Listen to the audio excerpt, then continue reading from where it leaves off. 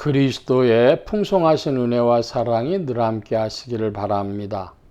오늘 이 아침에는 민수기 제35장 9절로 21절 생명의 삶 큐티 6월 9일자 말씀입니다. 35장 9절 말씀 봅니다. 여호와께서 또 모세에게 말씀하여 이르시되 이스라엘 자손에게 말하여 그들에게 이르라. 너희가 요단강을 건너 가나안 땅에 들어가거든 너희를 위하여 성읍을 도피성으로 정하여 부지 중에 살인한 자가 그리로 피하게 하라. 이는 너희가 복수할 자에게 도피하는 성을 삼아 살인자가 회중 앞에 서서 판결을 받을 때까지 죽지 않게 하기 위함이니라. 너희가 줄 성읍 중에 6을 도피성이 되게 하되 세 성읍은 요단 이쪽에 두고 세 성읍은 가나안 땅에 두어 도피성이 되게 하라. 이 6성읍은 이스라엘 자손과 타국인과 이스라엘 중에 거류하는 자들의 도피성이 되리니 부지 중에 살인한 모든 자가 그리로 도피할 수 있으리라. 먼저 9절로 15절까지의 말씀에 보면은 도피성에 관한 말씀이 나옵니다. 이 도피성에는 부지 중에 살인한 자가 그리로 가는 것입니다.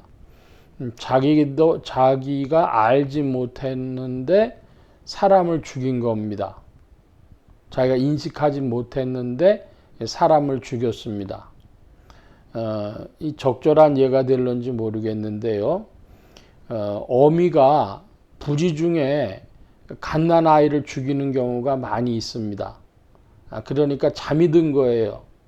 잠이 들었는데 발을 뻗었습니다.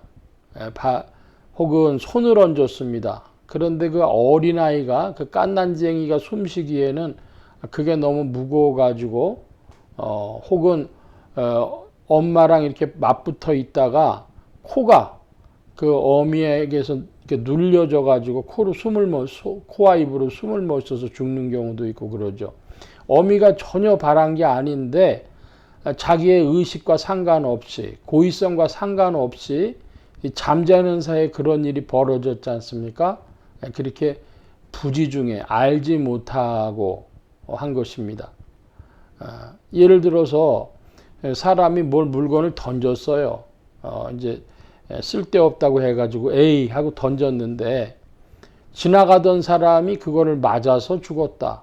그러니까 의도적이질 않고 그렇게 부지 중에 자기의 인식이 없이 행한 일로 결과가 그 엄청난 일이 사람이 죽는 일이 벌어져 버린 것이죠. 그런데 그 사람도 이제 사람을 죽인 것이 됐으니까 그 사람도 벌을 받아 죽어야 되는데 그렇게 되면은 그 자기가 의도한 것에 비해서는 너무나 그 큰 그런 형벌이 처벌이 따라오는 것이죠. 그래서 부지 중에 살인한 자에 대한 도피성을 주님이 여호와 하나님이 마련해 두셨는데 이게 사실은 더 나가면은 그리스도 예수께서 우리의 도피성이다. 우리 인생의 도피성이다. 그런 해석으로도 나아가겠습니다. 자, 좀 더 구체적으로 살펴봅니다. 16절 이하입니다. 만일 철연장으로 사람을 쳐 죽이면 그는 살인자니 그 살인한 자를 반드시 죽일 것이요. 만일 사람을 죽일 만한 돌을 들고 사람을 쳐 죽이면 이는 살인한 자니 그 살인자는 반드시 죽일 것이요. 만일 사람을 죽일 만한 나무 연장을 손에 들고 사람을 쳐 죽이면 그는 살인한 자니 그 살인자는 반드시 죽일 것이니라. 철연장 혹은 돌 혹은 나무 그랬으니까 사람들이 상상할 수 있는 그 당시 사람들로서 상상할 수 있는 것으로 뭐든지 연장을 써서 사람을 해왔다고 하면 그는 반드시 죽어야 한다는 것입니다. 계속해서 봅니다. 19절입니다. 피를 보복하는 자는 그 살인한 자를 자신이 죽일 것이니 그를 만나면 죽일 것이요. 만일 미워하는 까닭에 밀쳐 죽이거나 기회를 엿보아 무엇을 던져 죽이거나 아기를 가지고 손으로 쳐 죽이면 그 친자는 반드시 죽일 것이니 이는 살인하였음이니라. 피를 보복하는 자는 살인자를 만나면 죽일 것이니라. 예, 여기에 연장을 가지고 사람을 죽인다든지 아니면 미움을 가지고 밀쳐서 죽인다든지 절벽 같은 데서 밀었다든지 높은 곳에서 밀었다든지 그런 것이죠. 그러니 것이 있고 무엇을 던져서 죽였다. 그것도 문제가 되고 그냥 연장이 아니라 자신의 신체 일부를 사용했습니다. 손으로 쳐 죽이면 그럽니다. 아기를 가지고 손으로 쳐 죽이면 그러니까 중요한 것은 악의죠. 어떤 의도를 가지고 사람을 쳐 죽인다 이것입니다. 그러면 우리가 손으로 쳐 죽이면 그런데 한국 사람들은 태권도를 하니까 발로 쳐 죽이면 어떻습니까? 문자주의적으로 하면은 여기서 발은 빠져요.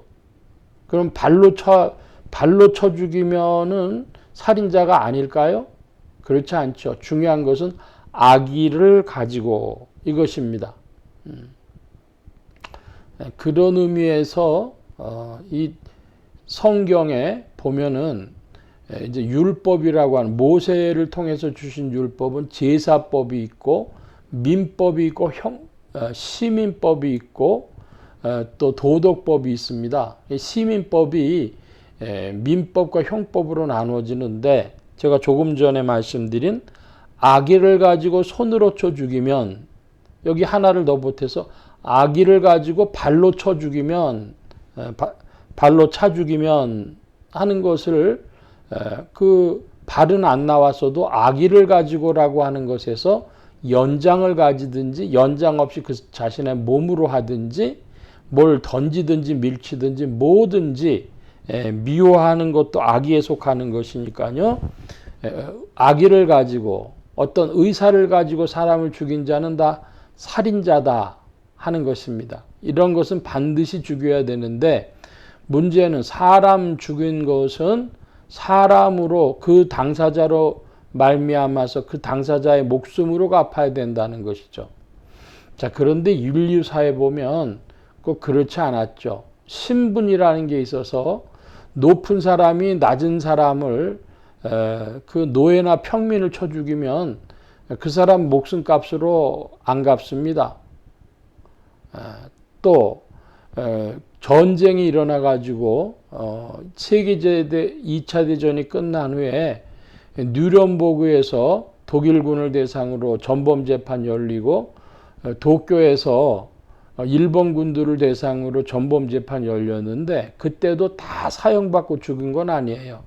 수많은 사람을 그렇게 전쟁터로 몰아넣고 죽였어도 그 사람들이 사형 판결 안 받은 것을 보면 과연 인간 세상에서 공의라고 하는 것이 정의라고 하는 것이 있는가 그런 질문을 하게도 되고 하나님께서 주신 이 뜻을 보면은 부지 중에 알지 못하고 하는 것과 악의로 하는 것이 가장 큰 것인데 악의로 사람을 죽이면 나쁜 마음을 먹고 의사를 가지고 미워하면서 뭐 연장을 들었든지 뭘 던졌든지 밀쳤든지 손이나 자신의 몸의 일부로 했든지 간에 다 살인자가 되는 것이고 그는 자신의 당사자의 목숨으로 그 값을 치러야 하는 것이죠. 제가 조금 전에 손 말씀드려서 발이라 그랬는데 발뿐 아니라 사람들이 무기로 할 수 있는 것이요. 팔꿈치가 또 대단하죠.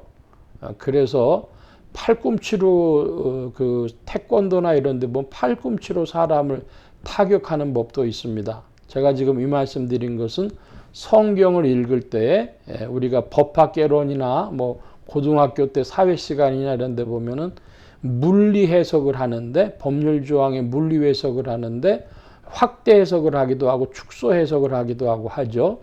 그런 지식들을 동원해서 성경을 잘 살펴보시기를 바랍니다. 중요한 것은 하나님이 이 말씀을 하시는 의도를 발견해내는 것이죠. 부지 중에 사람을 죽였냐 아니면 악의를 가지고 했느냐 그럴 때 알지 못하고 행한 자들에게는 하나님께서 도피성이라고 하는 제도를 주셨다. 이 도피성은 신약의 예수 그리스도께서 우리 인생의 도피성과 같으신 분이다. 이런 말씀 오늘 드립니다. 오늘 말씀 여기까지 봅니다. 기도합니다.